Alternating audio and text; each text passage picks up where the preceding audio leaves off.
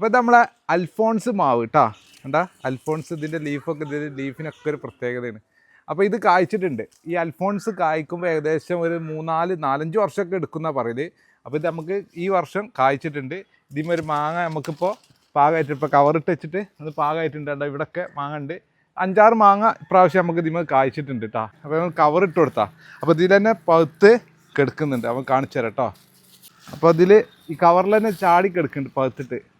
ഇങ്ങോട്ട് നോക്കിയേ, അടിപൊളി സാധനമാണ് ഈ അൽഫോൺസ്. ഇതിൻ്റെ ഷേപ്പ് നോക്കിയേ, കാരണം ഇന്ന് വേൾഡിൽ ഏറ്റവും കൂടുതൽ മാർക്കറ്റുള്ള ഒരു വെറൈറ്റിയും കൂടി കേട്ടോ. ഇത് രത്നഗിരി അൽഫോൺസ് എന്നാണ് നമ്മളിവിടെ അറിയപ്പെടുക. അടിപൊളി ഫ്ലേവറാണ്, അതാണ് ഈ അൽഫോൺസിൻ്റെ ഒരു പ്രത്യേകത. ഇതൊന്ന് കട്ട് ചെയ്ത് നോക്കട്ടെ, ശരിക്കും പഴുപ്പാവണുള്ളൂ. ഇത് അതിൽ നിന്നിട്ട് ഒരു കുറച്ചും കൂടി ഒന്ന് ആവാണ്ട്.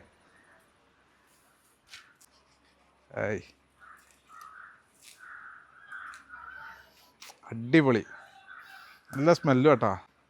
അപ്പോൾ നമ്മളെ വീട്ടിൽ ഫസ്റ്റ് ഉണ്ടായ അൽഫോൺസ് മാവാണ്. ഇത് കഴിച്ചു നോക്കട്ടെ. ഒന്നും പറയില്ല. അൽഫോൺസ് കഴിച്ചവരുണ്ടെങ്കിൽ ഒന്ന് കമൻറ്റ് ചെയ്യും. അൽഫോൺസ് മാങ്ങ എന്ന് പറഞ്ഞൊരു പ്രത്യേക ടേസ്റ്റ് ഉണ്ട് അല്ലേ. അതിൻ്റെ ഒരു ഫ്ലേവർ നല്ല ഫ്ലേവറാണ്. നല്ല കാമ്പുണ്ട്, ആരില്ലാതെ നല്ല കാമ്പുണ്ട്.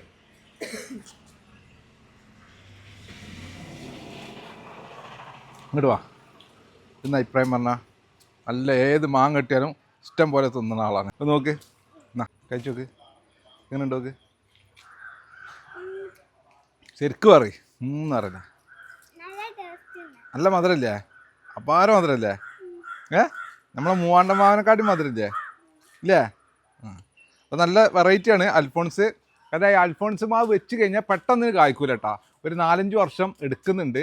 അത് ഈ അൽഫോൺസ് നമ്മളെ കാലാവസ്ഥക്ക് അത്ര അനുയോജ്യമായിട്ടുള്ളൊരു മാവും കൂടിയല്ല. കാരണം നല്ല ചൂടുള്ള സ്ഥലങ്ങളിൽ കായ്ക്കണ ഒരു വെറൈറ്റിയാണ് അൽഫോൺസ് കേട്ടോ. എന്നാലും കായ്ക്കുന്നുണ്ട്. പക്ഷേ രത്നഗിരി അൽഫോൺസ് എന്നാണ് നമ്മളവിടെ കേരളത്തിൽ അറിയപ്പെടുക.